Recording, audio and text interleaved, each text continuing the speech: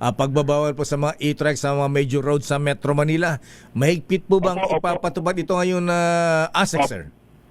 Opo, kung matatandaan po ninyo noong December, nagbigay po kami ng panahon, ngayon yung January 2, ipapatupad po namin yung pagbawal po sa mga EV light trikes sa major highways po sa Metro Manila. Particular na po yung EDSA, simula po yung Pasay hanggang Monumento, sa C5, Roas Boulevard, Rino Avenue to Magallanes, yung sa may South Luzon Expressway po, Cadeo. Opo. Yan po, ito muna po yung inuna po namin kasi po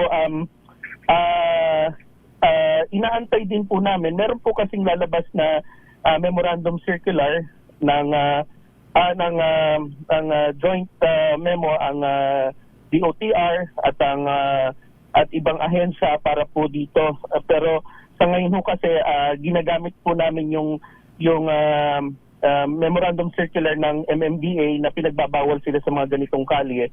So i-implement na po namin ito. Ayan. Klaruhin nga natin na ASEC Lacanilao, sir. Ayan na. Paano po yung mga e-trikes na tumatawid po sa mga major routes? Ayan, halimbawa, EDSA o kaya ay dito, Roas Boulevard. Pagka po sila po ay tatawid lang, wala pong problema. Pero Kadeo, yung kung ang pag-uusapan po natin Roas Boulevard, kailangan nila mag-U-turn eh. So tatakbo po sila, magbabaybay. Pag nagbaybay po, bawal. Pero kung tatawid lang po, for example, may mga crossing po dyan na pwedeng tumawid, wala akong problema yun. Basta po yung pagtawid. Pero po yung babaybayin nila, yun po yung sinasabi ko, nagko-cruise o binaybay po nila yung kalye, mahuhuli po sila doon. Ayun.